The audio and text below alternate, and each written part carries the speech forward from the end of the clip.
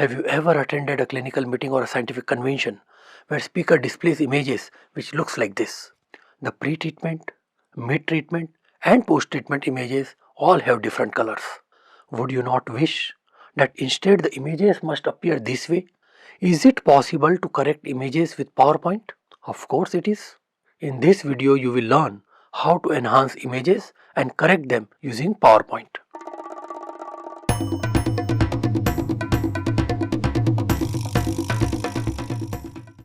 Strong photograph enhances the presentation, complements your thought, visually demonstrates your work and engages the audience. Photographic evidence provides a memento or proof of your clinical or experimental work. Visual representation gives audience more connection with your presentation than just a plain text on a slide.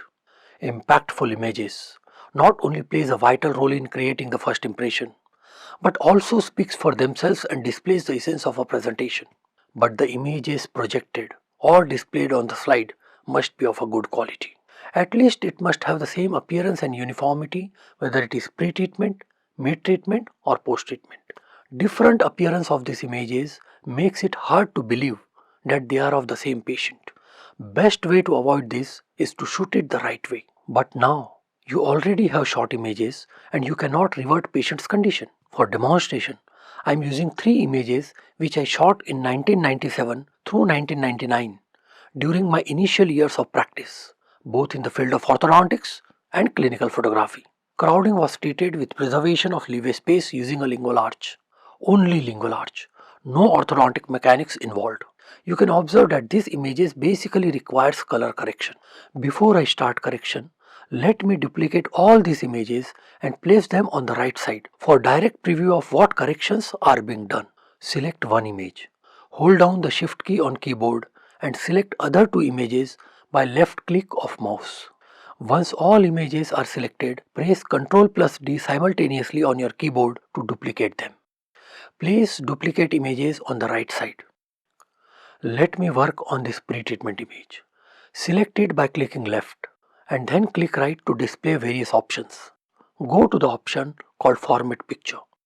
Control for formatting appears on the right side panel. From the horizontal row of icons, click on the last icon and you will get 4 options: Picture Correction, Picture Color, Picture Transparency and Crop. Click on Picture Corrections and Picture Color to open its submenu. You will get 4 different sliders. The first is for sharpness. Then you have a brightness and contrast slider. In picture control, you get a slider for saturation and a slider for changing the color temperature.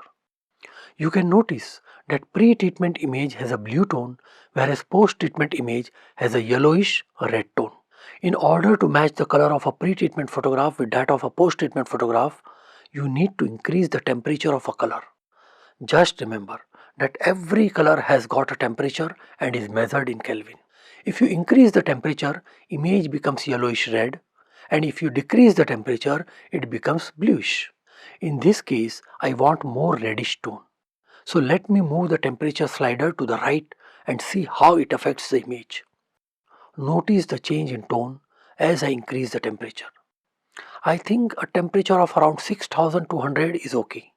Let us keep it this way now. You can always change it later. Next thing I need is to reduce the saturation of colors. To reduce saturation, move saturation slider to the left. You can also move the slider by clicking on these up and down arrows. Then I increase some sharpness. Let me now increase the brightness and reduce the contrast. Compare the appearance with original image. There is a substantial improvement, but I am not still much satisfied. Let us see if increasing the color temperature further makes any difference. Hey, yes, notice that increasing temperature to around 8000 brings it nearer to the post-treatment image. I think this is the maximum that can be done.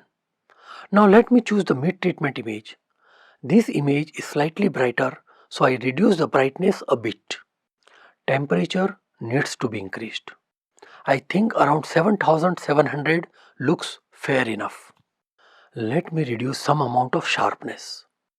I am not touching the post-treatment image, as it looks reasonably proper and is in fact used as a reference image against which corrections are done.